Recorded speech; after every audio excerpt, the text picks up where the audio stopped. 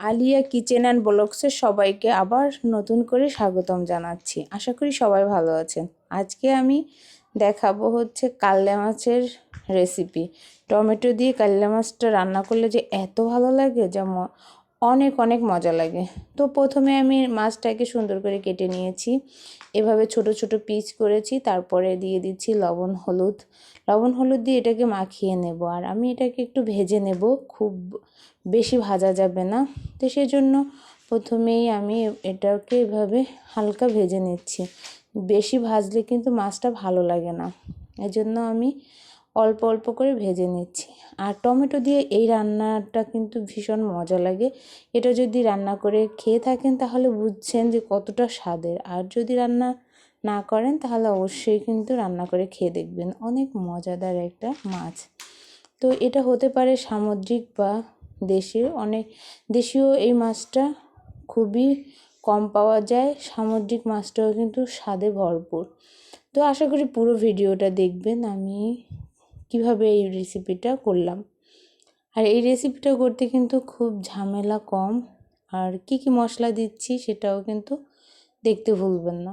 তা আমি পেঁয়াজ কুচিটাকে বড় সাইজের 3টা পেঁয়াজ কুচি নিয়েছিলাম কেটে। তারপরে দিয়ে দিলাম হচ্ছে রসুন বাটা, হালকা করে একটু পেঁয়াজ বাটা, জিরা বাটা, একটু আদা বাটা।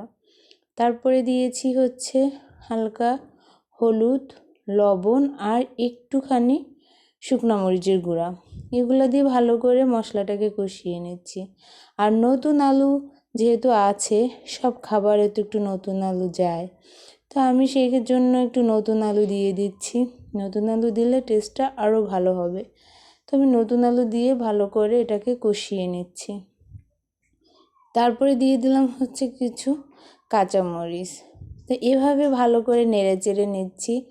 নেড়ে চেড়ে নেওয়ার পরে তারপরে দিয়ে দেবো হচ্ছে টমেটো। আর আমি এখানে কিন্তু কাঁচা টমেটো ব্যবহার করছি, আপনারা চাইলে পাকা টমেটো ব্যবহার করতে পারেন।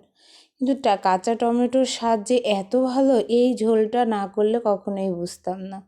তো আমি এখন কাঁচা টমেটো দিয়ে দিলাম, এটাকে একটু কষিয়ে নিয়েছিলাম।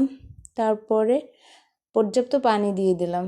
আমি ঝোলে যতটুকু পানি রাখবো সেই হিসাব করেই এখানে পানিটা দিয়ে দিচ্ছি। আর আমি কিন্তু শীতের সময় সবসময় গরম পানিটা ব্যবহার করি।